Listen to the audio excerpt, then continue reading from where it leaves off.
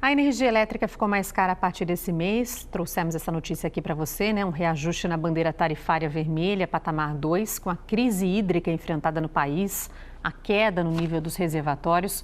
A conta de luz está agora, então, com uma taxa extra ainda mais elevada.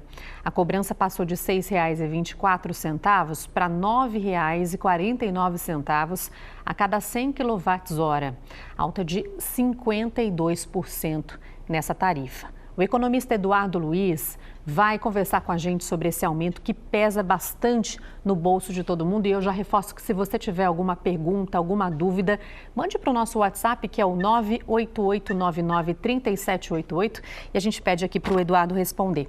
Boa tarde, obrigada pela participação aqui no IPTV1. Obrigado, Marcela.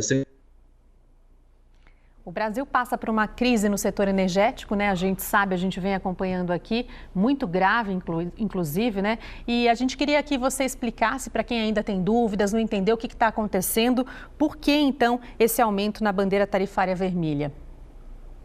Eu acho que é importante salientar que houve uma alteração na forma de cobrança das operadoras. Antigamente, esse aumento ele acontecia uma vez por ano. Com o acréscimo das bandeiras, esse aumento, esse decréscimo, né, ele é feito toda vez por mês, quando as operadoras são obrigadas a terceirizar com o agente nacional, de que forma será a cobrança no mês subsequente. Então, essa cobrança adicional, ela está vindo muito em função exatamente dessa não precipitação, desse volume de chuvas que não está acontecendo e que vão fazer com que as operadoras terão custos adicionais para poder fazer essa geração de energia. A questão principal aqui a gente enfrenta hoje é a falta de chuva ou é também algum equívoco na administração disso tudo, né? Na gestão da energia aqui no país, na sua opinião? O fato da gente não ter uma diversificação na matriz energética, uma matriz mais limpa? De fato, a gente tem a gente é muito refém dessa matriz energética hidrelétrica, talvez até pela própria geografia do país. A gente está tentando aí fazer as novas modalidades, né? Mas estamos ainda muito aquém em relação à energia fotovoltaica, né? E outras energias eólicas, que são energias consideradas limpas. Mas essa relação aí, Marcela, tem muito a ver, inclusive, com investimentos que precisam ser feitos e até descompatibilização do próprio governo em estar agindo nessas relações que muitas das vezes não tem recurso suficiente para poder fazer a manutenção do próprio sistema.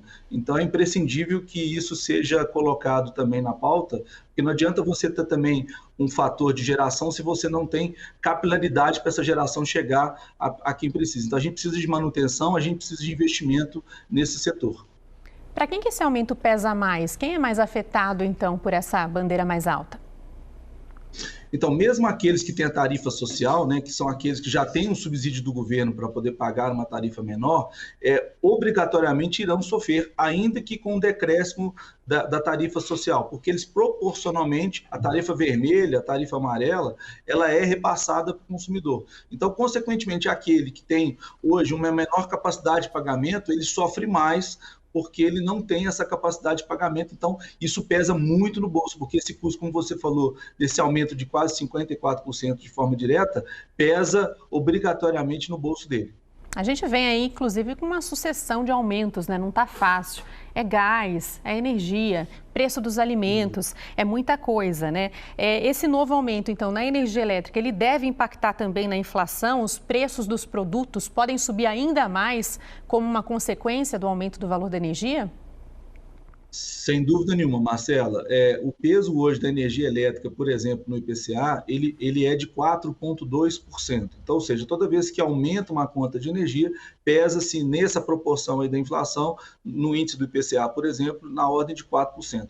Então, como você bem disse aí, aumento de combustível, aumento de alimento, tudo isso encarece. E não preciso dizer que o aumento de energia para determinadas empresas, para determinados serviços, vão ser repassados, porque as pessoas também não conseguem ficar segurando esses custos obrigatoriamente, tendo em vista esse viés de aumento contínuo.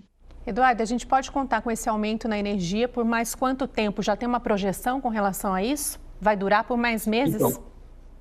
Então, nós temos uma projeção porque isso está diretamente ligado hoje à capacidade de geração de energia, tendo em vista hoje os reservatórios. Então, se a gente for considerar hoje, de acordo com a com a ONS, né, a gente tem hoje uma capacidade do Sudeste e do Centro-Oeste de reservatório na proporção de 28%. E com uma projeção, como a própria colega falou há pouco, né, de não precipitação. Então, isso significa dizer que até novembro, a gente considera, na nossa opinião aqui, que essa bandeira não vai ter nenhum frescor, ou seja, não vai ter nenhuma volta dessa bandeira vermelha, na nossa opinião, até novembro. Enquanto isso, só nos resta aí adotar aquelas chamadas boas práticas, né? Algumas medidas, algumas atitudes que a gente pode fazer em casa para tentar gerar aí um prejuízo menor, tentar economizar. Que dicas você poderia dar nesse sentido? Acho que é importante saber quanto consome os seus equipamentos que você tem na sua residência. Aqueles que têm ar-condicionado ou que têm alguma fonte de calor, por exemplo, de resistência, podem significar até 30% do consumo da sua energia. Então, é muito importante nesse momento aí de crise hídrica e até de aumento de preço da energia elétrica, fazer aí um contingenciamento do uso desses equipamentos.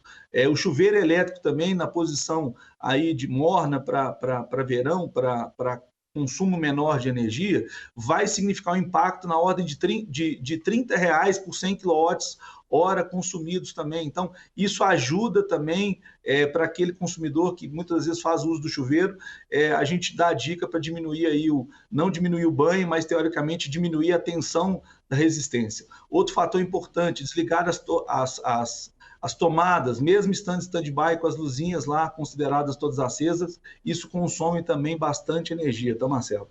Para quem está trabalhando em casa, naquele esquema de home office, é um grande desafio, né? Total, uma vez que essa dependência do serviço está atrelada ao consumo. Então, eu acho que dentro desse critério, há que se haver a necessidade do balanço, né? O que pesa mais hoje? É o que eu preciso trabalhar ou o que eu preciso teoricamente, fazer com o meu bem-estar. Então, muitas vezes, você vai ter que abrir mão de um bem-estar para você ter, de fato, até essa renda extra. Chegaram duas perguntas aqui dos nossos telespectadores, né, com relação a um comportamento comum a muitos aqui no inverno, né? O Júnior pergunta com relação aos umidificadores. A gente está numa época, né, de umidade relativa do ar baixa, às vezes é até recomendado, né, dar aquela forcinha, né, na umidade em casa. E ele pergunta se usar o umidificador demais por causa do tempo seco pode impactar na conta de energia. Diferentemente dos demais equipamentos que contêm resistência, né, o umidificador de ar, ele não contém resistência, então, portanto, ele não consome tanto quanto os demais equipamentos. Então, nesse caso, é um equipamento necessário, principalmente, há pouco, como você bem disse aí, a sua colega falou do consumo de água, né?